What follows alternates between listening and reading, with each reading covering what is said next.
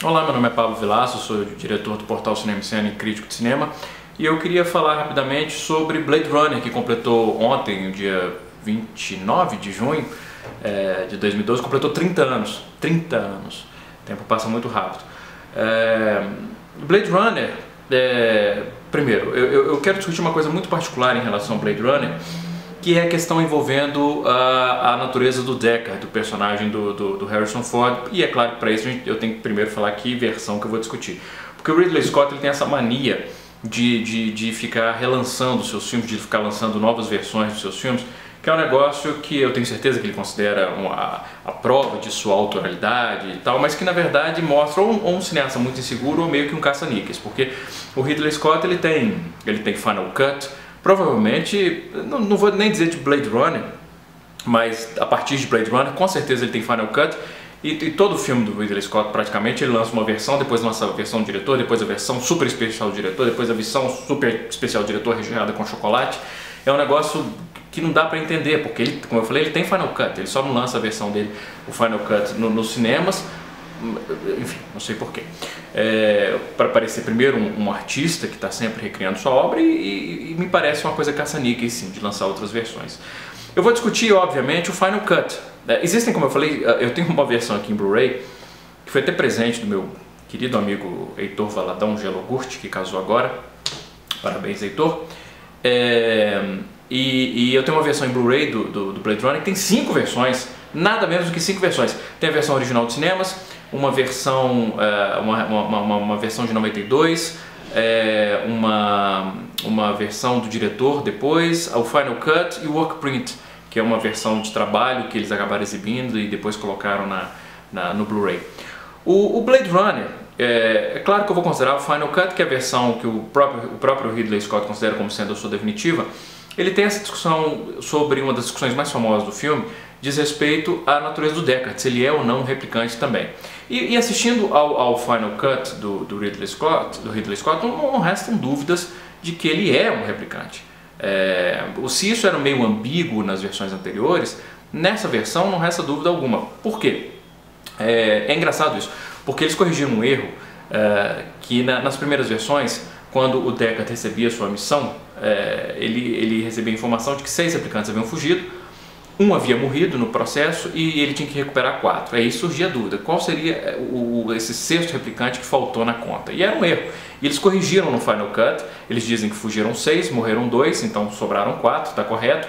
Mas em compensação, eles colocam uma série de outros elementos que reforçam a teoria, inspirada por esse erro das primeiras versões, de que o Deckard seria também um replicante. Eu acho difícil assistir ao Final Cut do Ridley Scott e não concluir que o Deckard é um replicante.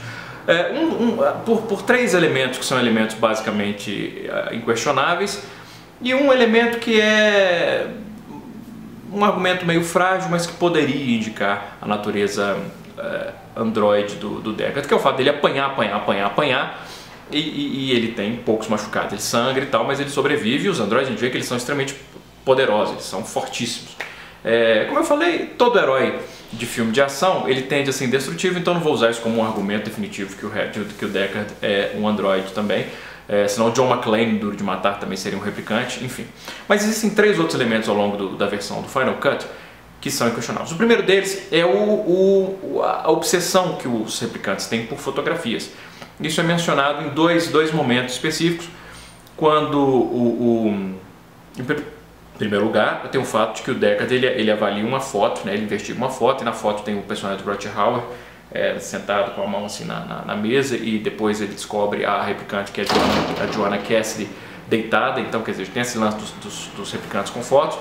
O Leon, que é aquele personagem mais estranho, o replicante mais estranho, que é o que abre o filme, ele volta ao apartamento para buscar umas fotos. A personagem da Shan Yong, ela tem a foto que ela carrega dela com a mãe.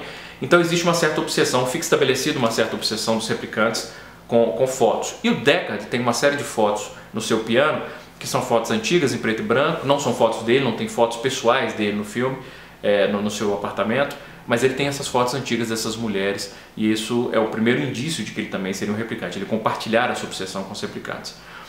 O segundo elemento muito importante é o fato de que o Deckard tem um sonho acordado com um unicórnio. Ele está meio cochilando e ele sonha com um unicórnio. E no final o personagem policial vivido por Edward James Olmos deixa um replicante de origami na porta do apartamento dele, indicando que ele sabia dessa obsessão, desse sonho recorrente, possivelmente do Deckard. Como ele poderia saber disso? Da mesma maneira que o Deckard sabia que a Ray, a personagem da Shan Yong, tinha um sonho recorrente com aranhas, com filhotes de aranhas devorando a mãe. É uma memória implantada. Então, ali é uma forma, não existiria outra maneira do Edward James Olmos saber que o Deckard é um replicante se não fosse por isso.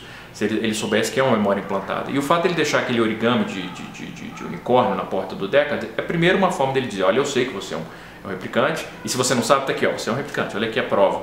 E é uma espécie de uma cortesia profissional, porque ele meio que ele está dizendo: fuja, vai embora, aproveite o resto da vida que você tem.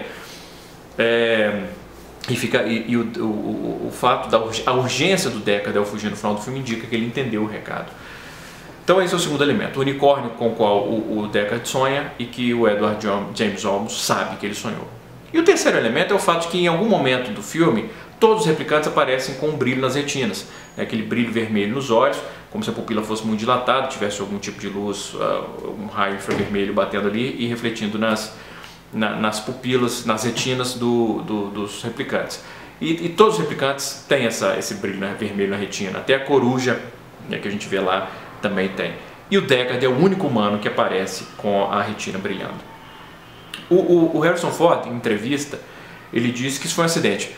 Provavelmente ele entrou na linha em que a luz estava sendo projetada nos olhos da Shan Yong. Mas não existe acaso no cinema, meu amigo. Pode até ter sido acidente, mas o Ridley Scott deixou na versão final do filme, e isso é muito revelador. Para o diretor, aquilo era uma pista óbvia de que o Deckard era um replicante. Então esses três elementos deixam inquestionável o fato de que o Deckard é replicante. A pergunta é: tematicamente, isso enriquece ou prejudica o filme? É uma reviravoltazinha de filme policial aqui. Ele estava perseguindo os replicantes e ele não sabe, ele também é um replicante. Que surpresa! Então é uma reviravoltazinha interessante enquanto reviravolta. Mas tematicamente eu acredito que enfraqueça muito o Blade Runner, porque existe uma ambiguidade na natureza do Deckard que cria esse conflito, essa dicotomia entre androides, entre replicantes e humanos. E o fato de que ao final do filme nós percebemos que os replicantes, eles são de certa forma bem mais humanos que os próprios humanos. O Deckard é frio, é cruel, é impiedoso, é obsessivo na sua busca, e os replicantes, eles sabem apreciar a vida, eles sabem apreciar, valorizam a própria vida, querem viver mais, eles sabem apreciar a beleza do que eles enxergam, como é manifestado pelo monólogo final belíssimo do Rutger Hauer, quando ele diz que todas essas memórias elas vão deixar de existir, vão se perder como lágrimas na chuva. Então esse conflito, essa ambiguidade entre humanos e replicantes se perde com a revelação de que o Deckard também é um androide, porque o que nós temos no final é um androide perseguindo outros androides. É uma espécie até de traidor da sua própria espécie, mesmo que ele não saiba disso. Então eu acredito que essa revelação enfraqueça o filme. É algo típico do Ridley Scott, mudar roteiros para poder... porque a versão original da história do Philip K. Dick, o Deckard não é um replicante, e é típico isso do Ridley Scott, de mudar histórias, mudar roteiros, como quando ele foi fazer o Robin Hood. Ele tinha um roteiro genial, que era o Nottingham, que contava a história a partir do ponto de vista do xerife de Nottingham, e ele acaba fazendo aquilo que nós vimos, que é um filme ruim, que conta a mesma história que a gente já viu 1 milhão de vezes, mas de maneira pior. Ele tem essa mania de interferir nos roteiros, mas ele não é um criador de histórias, ele é um contador de histórias. Então eu acredito realmente que enfraquece tematicamente o Blade Runner, o fato do Deckard ser replicante. Dito isso, continua sendo um grande filme. A versão em Blu-ray me encantou profundamente, a fotografia é maravilhosa, a direção de arte, eu vi coisas que eu nunca havia notado no filme. Eu vi a versão de 82 no cinema, eu não me lembro de ter visto. Eu acho que eu não era nem nascido ainda, né? Eu devia ter menos 3 anos. Enfim, mas a versão do diretor eu assisti numa tela em 35mm, uma tela grande e tal, e eu não lembro de ter percebido tantos detalhes, de ter apreciado tanta fotografia quanto nessa versão em Blu-ray, que está belíssima. E é um grande filme, apesar de eu realmente acreditar que enfraquece tematicamente o Deckard ser replicante. É um grande filme, é um filme que realmente... o Ridley Scott dos bons tempos, que era no início da carreira, o Ridley Scott de Os Duelistas, de Alien, O Oitavo Passageiro e de Blade Runner, que depois a gente voltaria a ver só esporadicamente. Enfim, parabéns a Blade Runner. Um grande abraço e bons filmes.